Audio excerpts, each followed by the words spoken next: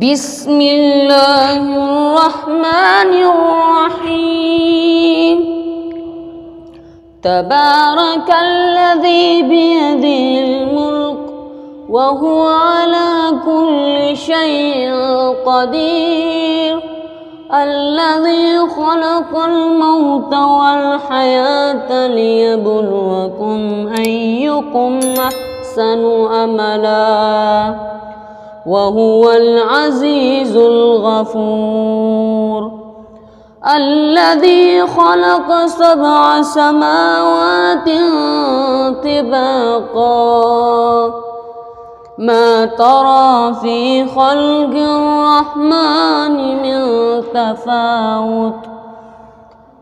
فارجع البصر هل ترى من فتور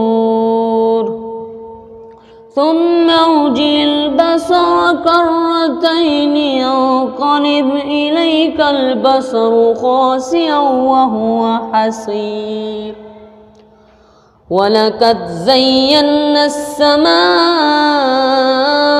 الدنيا بمصابيح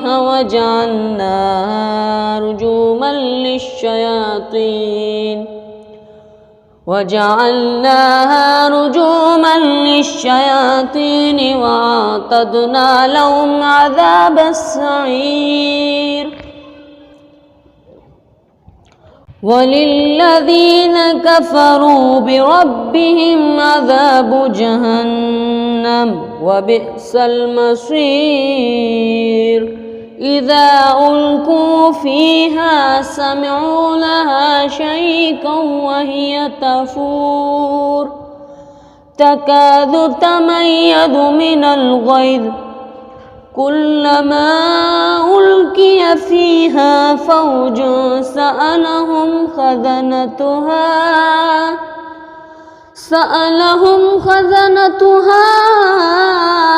ألم يأتكم نذير قالوا بلى قد جاءنا نذير فكذبنا وقلنا ما نزل الله من شيء إن أنتم إلا في ضلال كبير وقالوا لو كنا نسمع أو نعقل ما كنا في أصحاب السعير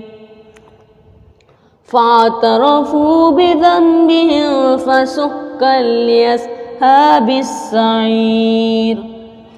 إن الذين يخشون ربهم بالغيب لهم مغفرة وأجر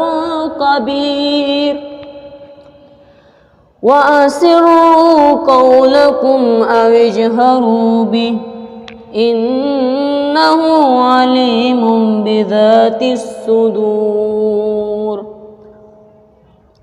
ألا يعلم من خلق وهو اللطيف الخبير